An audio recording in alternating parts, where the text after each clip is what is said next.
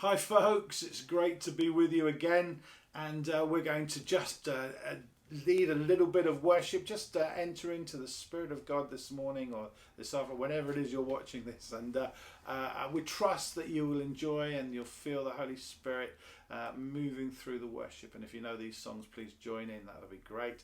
And then Chris's brother, Robert Pender, Bobby, is going to bring the last in his series of messages to us, and we're expecting God to speak to us through that, aren't we?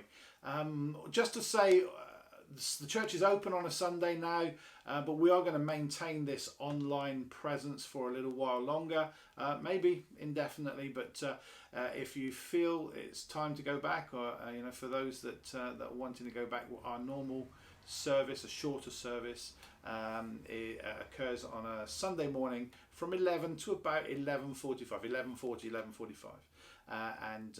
Please, it would be great to see you at Bethel. Otherwise, we'll continue and maintain this online presence this way.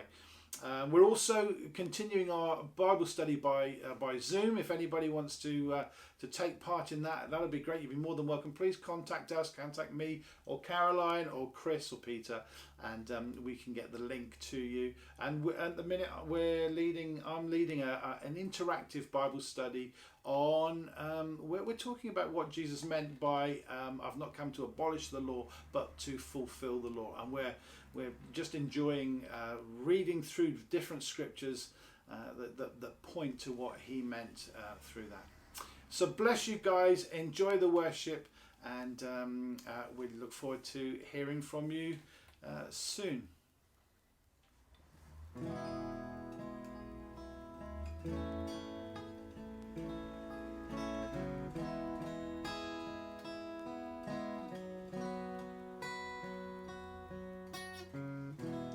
Lord bless you and keep you, make his face shine upon and be gracious to you. The Lord turn his face toward you and give you peace. The Lord bless you and keep you, make his face shine upon and be gracious to you. The Lord turn his face toward you and give you peace.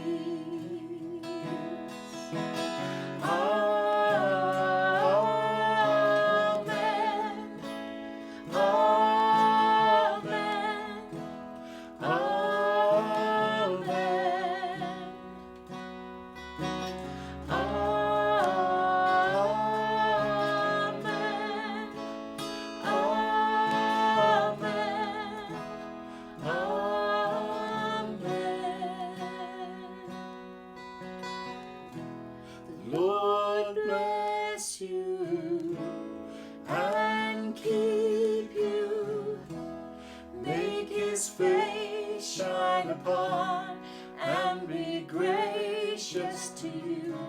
The Lord turn his face toward you and give you peace.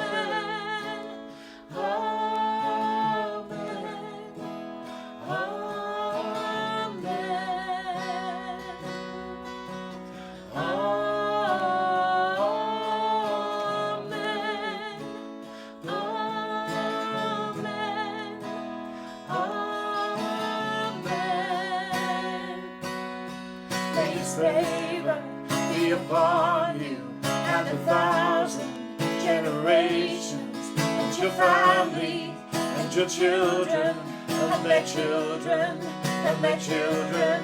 May His favor be upon you and 1,000 generations, and your families, and your children, and their children, and their children. May His favor be upon you and 1,000 generations, and your family, and your children, and their children, and their children.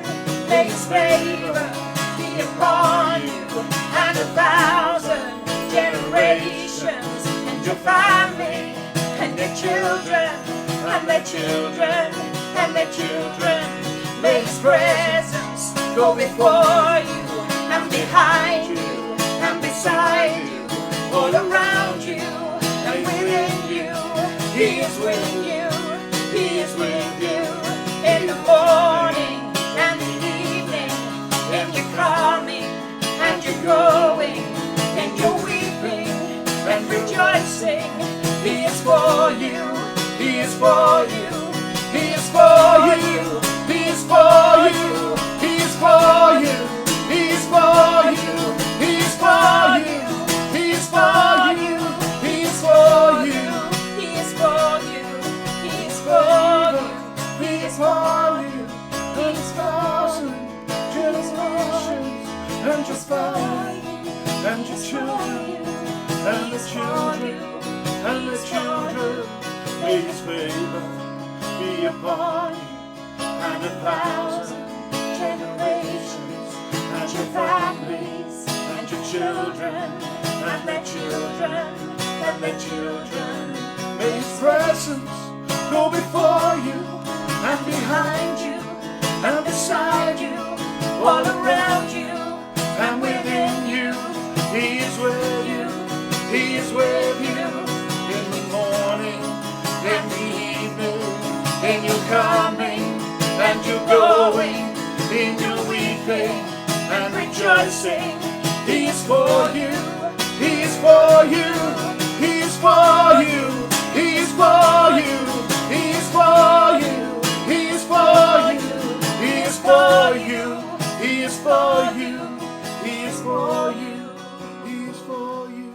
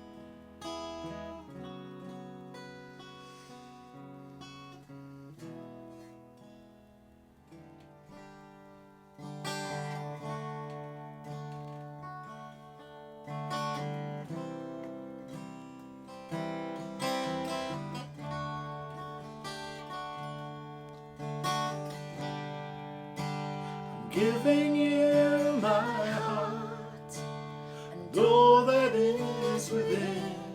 I lay it all down for the sake of you, my King. I'm giving you my dreams. I'm laying down my rights. I'm giving up my pride for the promise of new life. And I surrender all to you, all to you. And I surrender all to you, all to you.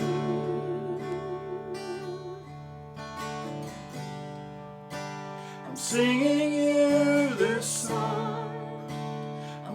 waiting at the cross, and all the world holds dear. I count it all as loss for the sake of knowing you, the glory of your name, to know the lasting joy, even sharing in your pain. And I surrender all to you, all to you. And I surrender all to you, all to you.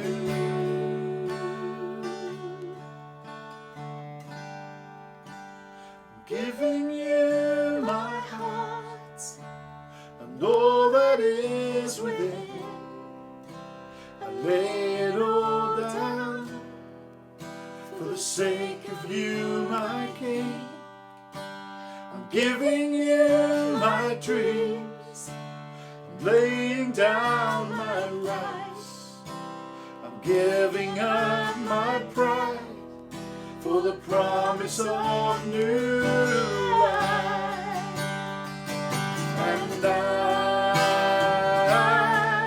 surrender all to you, all to you. And I surrender all to you, all to you. Surrender. And I surrender all to you, all to you.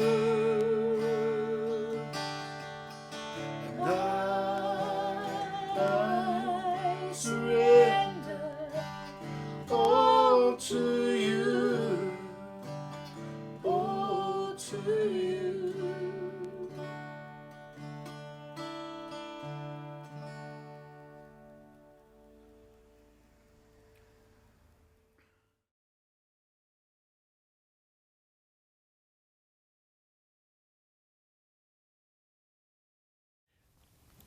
Good day to you all again. Thank you for listening to my previous messages.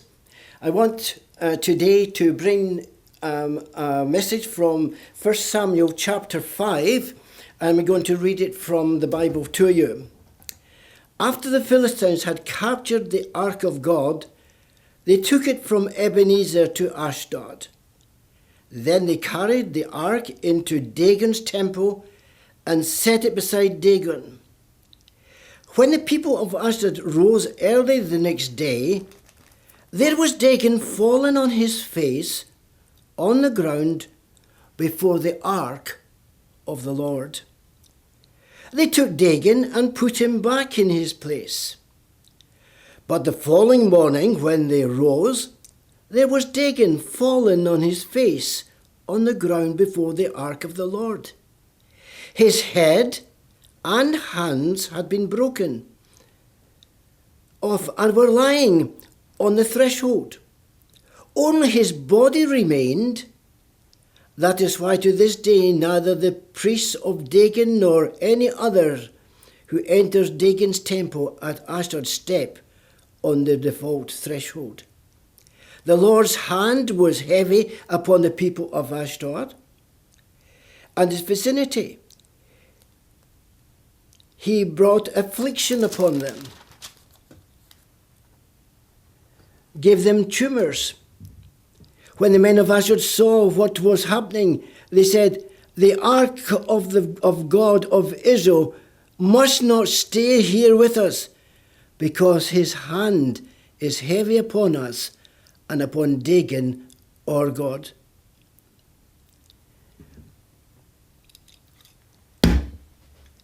It's so exciting when I read this passage of scripture.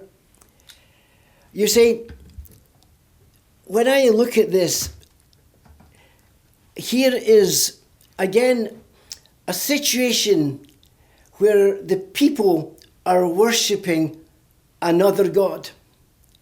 And the Bible says that we should love the Lord our God with all our heart, with all our soul, and with all our might. The Bible says that we cannot serve two masters. We either love one or hate the other. Like everybody who knows me that I support Glasgow Rangers, there's certainly no chance of me supporting Glasgow Celtic. You would never see me walking down the road with the front of my jersey with the blue crest and the blue colours of Ranger, and when I turn my back I would have the green and white stripes of Celtic Football Club, because you cannot support two teams. And so we have this situation here. There was a battle, and the Philistines knew that if they captured the Ark of God, then they were capturing something very significant, signifying the presence of God to the children of Israel. Now, the Ark of God was in a sort of a casket box, and inside was there. And wherever the Ark of God was carried, there the blessing of God was upon his people. It signified that where the Ark of the Covenant was, this Ark, if that was there, then God's presence was there for protection, for guidance, for nourishment, for meeting needs. It was so important for the whole needs of the whole nations. In the tabernacle, when it was built, the ark was right in the center. Outside the tabernacle were all the tents of all the tribes. And as they moved on, the tent, the ark moved, signifies, I am with you, my people. So the enemy knew if they could take away the ark from God's people, then their heads would be down and they would be very dispirited and be in a defeated situation. So during the night, they get up, they captured the ark, and they carried the ark, and they put it in the same temple as Dagon. And there it was Dagon sitting there, upright, strong, head, body, all the way down to the feet with the hands. By putting Dagon in the place where the ark was, they were actually saying to the children of Israel, our God Dagon is bigger, is greater than your God. Worship our God, not your God. And so they went to their bed quite happy, quite relaxed. Ha, ha, ha. Just wait to see these Christians' faces. Just wait to see these children of Israel's faces. Just watch them, the wind go out of their sails, as it were.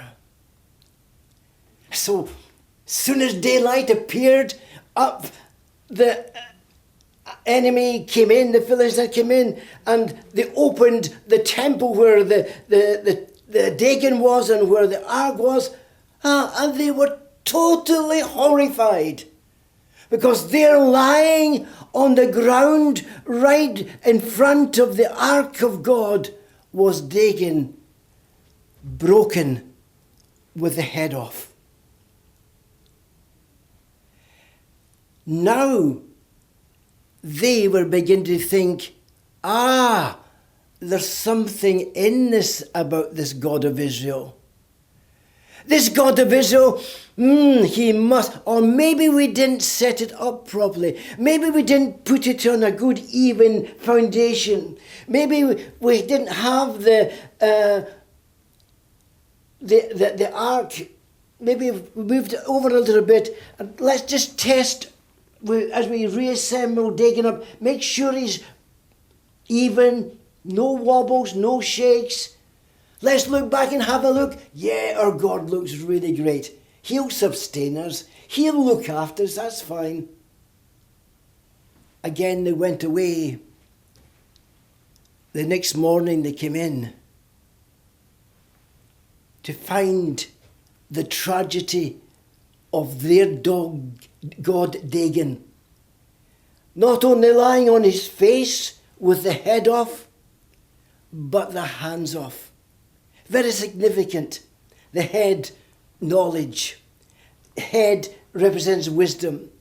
The hands speak of energy and work and deeds and activity. In that moment of time, the power and the presence of God through the Ark of the Covenant showed that the other God, that his knowledge was gone. That he didn't have any wisdom. That what he would be doing to people would be guiding him and sending them in the wrong direction. He would be destroying their minds, destroying their way of life. They thought that they had wealth, they thought they had security, and all the time they were being led astray and running themselves into trouble. So the knowledge, the wisdom that they thought was there was gone. The hands, they were lying there broken. No longer was this an emblem, a message from the God Dagon of work, of prosperity, of doing good, of working hard and gaining wealth. All these things that you would think would make that nation happy was broken and shattered in smithereens, pointing to one thing only, that our God is up far and above. There is no one like him. He's all powerful. He's all faithful. God is good. God is love. He's here today to bless you. He's here today to heal you, to revive you. He's here today to provide for you. He's a God that never fails. He's a God that never disappoints. And no matter where they took the Ark of God, they said, we must get rid of this Ark of God, away from our camp, away from our temple, because our God's lying in ruins. And so they moved away. And a lot of people try, when they're confronted with the power of God, try and push him away. Some try and push him away and take up and put their faith in maybe wealth and good jobs and prosperity. Maybe they take and put their gods of wealth and just looking for something to satisfy them. And the more they looked, the more they failed. But every time they come up against the power and the faithfulness of God, they were left empty. The wise man sees God. The foolish man turns his back on God. I want to say today, our God is mighty, mighty to save, mighty to heal. Maybe this morning you've come in and you've got sickness in your body. I want to say to you this morning, in the presence of God, your sickness can be healed. As you know, I practice hyperbaric medicine, and I see many great miracles of people being healed. But I can go back quite a number of years to a small church in Burton-on-Trent. We were having at that time evangelical crusade, and we put out leaflets. This is how we did it in those years. And we had a crusade, and we invited people to come in from the town, people who had problems in their marriages, problems in their relationship, problems in their health, problems in every aspect of their life. And we were so thrilled to see that every evening this little church packed to the door. At the end of the service, we gave an invitation for those who wanted prayer for God to break into the torment of the sickness in their lives. And we said that God is faithful, God is almighty. Not only does he cleanse and clean the heart, but God is interested in every part of you, in your finance, in your family life, and in your health. And there came down in the aisle 4 men and 1 woman carrying this gentleman. His name was Ken. I could see by his hair that part of his hair had been shaved off, and there was a mighty scar right across his head. Ken had been suffering from a brain tumour that was not going to heal, a brain tumour that was crushing and taking his life. Ken had 3 small children, and his family had heard that in this little church they proclaimed and they spoke a message that God was mighty and the power of God could do miracles that nobody else could do. They had tried witchcraft. They had tried reading palms. They tried everything. Nothing had worked. And as they brought Ken down to front, according to the Bible, we laid hands on Ken. We'd anointed him with oil, and in the name of Jesus, we've claimed healing for Ken. Ken's eyes opened, and Ken sat up. There was a buzz of excitement. There was a cheering, there was a clapping, because people could see before their very eyes something had happened. But of course, everybody wanted proof. It got into the press of this amazing miracle, and they wanted proof. And the NHS then is no different to it is today. To get scans on request is not easy. Within 4 or 5 weeks, Ken was cycling to church. And Ken would be right down at the very front, singing and worshipping God, and his family also. One Sunday morning after communion service, Ken got up, shook hands at the door, jumped on his bike, crossed over the road to turn right, didn't look, and was hit with a car. Well, Ken got his scan, not the way we anticipated it. He was scanned to see the brain damage he would have from the road accident. And the result was, he had no tumour. He had no brain injury. So the proof was out that God, his presence, his reality is all powerful, and he, through Jesus, is available for you today. Thank you.